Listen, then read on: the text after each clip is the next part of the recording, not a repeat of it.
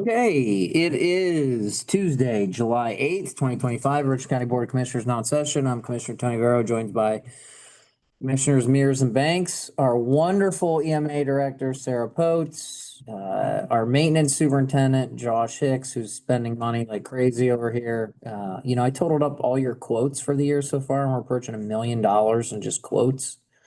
Carl Hunnell's partial upgrade, Hayden Gray, our County Administrator Andrew Keller, our Senior Clerk Stacy Crawl, and it's always nice to see Josh Cross from First Energy. First up on our agenda, we have the state local agreement on the BRIC grant. Just in case anyone's reading this exciting grant here, it does say fiscal year 2023, and the effective dates in the agreement are September 25th, 2024. Ending in January 15th, 2026. I confirmed with Sarah this morning, all of those are accurate, and we'll let her explain what this is and why those dates are accurate. So take it away, please. This is the BRIC grant for our mitigation plan, which is due to be completed by June 30th, 2026. And the dates are a little bit different. The fiscal year 2023 is because we received this grant from residual or deobligated funds from fiscal year 2023. And the date ending is June 15th, 2026. However, we were advised we could get an extension on that because again, our mitigation plan is due to be updated by January 30th, 2020. I keep saying January, June 30th, 2026, and that is when it has to be submitted to the state by. Basically, the mitigation plan is we bring partners, different jurisdictions, municipalities, townships, commissioners, mayors, township trustees, different people from engineering, water departments together, and we identify the biggest hazards, threats to our county. And then we work on a plan to mitigate, prevent these hazards. And this plan is beneficial not only for identifying these hazards, but down the road, it could potentially lead to some grant funding if there is funds available for mitigation in the future. But beneficially, I think it's really great to bring everyone together to collaborate and just refresh our minds on what the biggest threats and hazards in our county are. Okay, motion to approve. Second. Rivera. Yes. Thanks. Hayden, any questions for Sarah? I was just gonna ask, since I heard you mention the hazard mitigation plan, I know that's kind of a long process that takes a bit to put together. I think my question kind of stems from a natural perspective right now. I think it would be unfair to compare things that are happening in Texas to possibilities of things that could happen here, but you never know. You never expect it to happen to you until it does.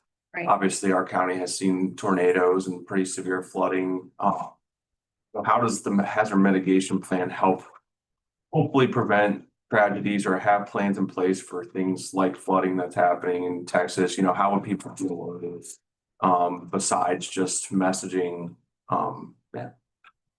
Right. So the hazard mitigation plan is more about identifying what our threats are. And then we work together with our community partners. And then we have our emergency operations plan, which is more for prevention and responding to the disasters. So the mitigation plan is just more about identifying them and bringing everyone together, like I said, to collaborate and identify these threats, because we don't always get the chance to come together with all the different municipalities and townships. We do the mitigation plan every 5 years. So it's just really great to bring everyone together and refresh our brains and think about new potential hazards. And as you know, we have had some flooding in Richland County in years past.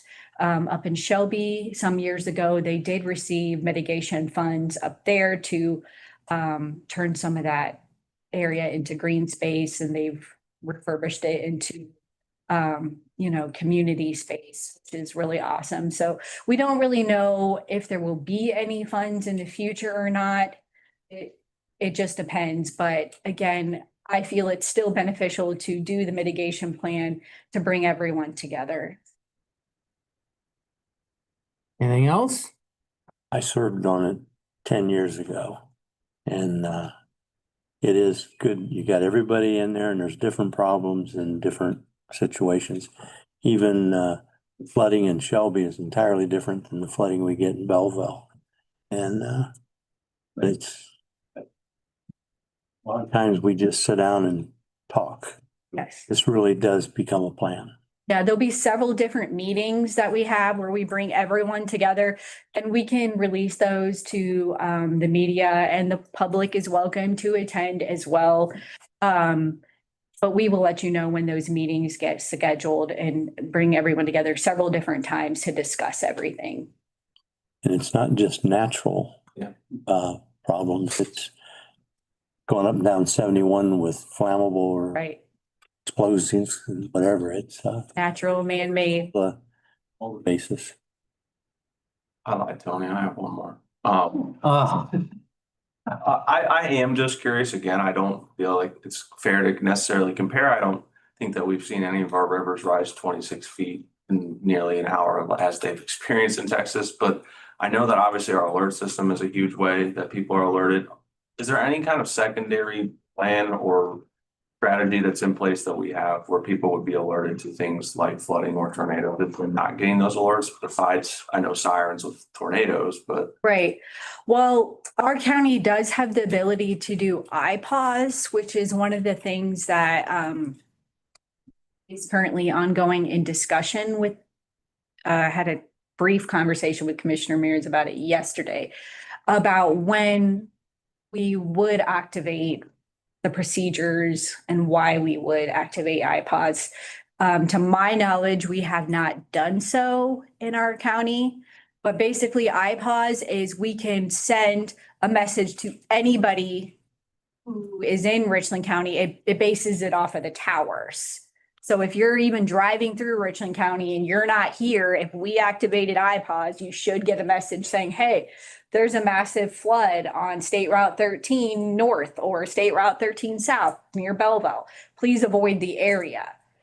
So that is definitely something that we are going to work on our procedures of when we would do so, because we don't want to be sending out alerts to everyone that hasn't subscribed for them unless it's a serious situation. But we do have the ability to do that. That's what you said, Sarah, is similar to an Amber Alert, Yes. the wireless. Yes. So not everyone subscribes for Amber Alerts, but they still get those lovely messages on their phone unless they go in and actually turn it off on their device. thank you. good stuff. Okay, thank you, Sarah. Thank you. All right, moving on to our regularly items. Motion to certify the regular proceedings for July 3rd, 2025. No move. Second, Commissioner Barrow. Yes. Commissioner Mears. yes. Commissioner Banks. Yes. Motion to approve requisitions. Second. Commissioner Barrow. Commissioner Mears. Commissioner Banks. Yes. All right, maybe we have a motion to reappoint Michelle Miller to the Neglect Regional Council. These are 2-year terms. Michelle's currently serving, and so we will just be reappointing her. Second. Commissioner Barrow. Yes. Commissioner Mears. Yes. Commissioner Banks. Yes. All right, we have quotes from Josh. Again, by my math, if we approve these 2 quotes, we would, this would be $947,000 worth of quotes that we've approved, and we're only about halfway through the year. These would be for window cleaning at the county administration building and at Peoples. Let's see here. Peoples would be 2, 320.00. And this building would be outside only, both of them outside only. This building would be 1,880.00. Josh? Anything to say? Been 2 years since the county building's been, windows have been washed. Been several years since park building, or not the park, the building, yeah. Do we have a motion to approve? I have a couple quick questions. It looks like a couple of things have to be done before the windows are washed. At the courthouse, poison ivy has to be something you guys are gonna do? And the screens as well as people. Yeah. Motion. People out there remove their screens. Yeah, okay. Motion to approve. Second. Commissioner Barrow, Yes. Commissioner Mears, Yes. Commissioner Banks, Yes. Okay. Motion to authorize travel for 2 child support employees for training. Cost for 2 people be $427.80. So moved. Second. Commissioner Barrow, Yes. Commissioner Mears. Yes. Banks. Yes. Okay, motion to authorize CSEA to close for 2 hours on August 20th, 2025, and this would be for training. So moved. Second. Commissioner Barrow, Yes. Commissioner Mears. Yes. Banks. Yes. All right, we're going to pull the part-time dog warden deputy just next week before we decide to take any formal action. So that'll be it for today, but we certainly want to What's I that? have one extra. Oh, Josh has one extra. Yep. wait, what? See it on my little sheet? I know, because when Josh got back yesterday and we talked yesterday afternoon, he has $1,700 in his jail repair line item, and we have $11,000 worth of bills to pay. We need some more money. I would say capital. I mean, they're for capital expenses, right, for the most part? Yeah, but we need to make sure we keep track of those, because that goes for our. Then should we just use contingency so it's easier to track? Have 9,700 contingency. Is there any extra? Have Captain Blake look within the jail? How would you like to do it so it's easier to track? Let's start there. I'd like it in the general fund. If we put it in the reinvestment fund, Tate catches it.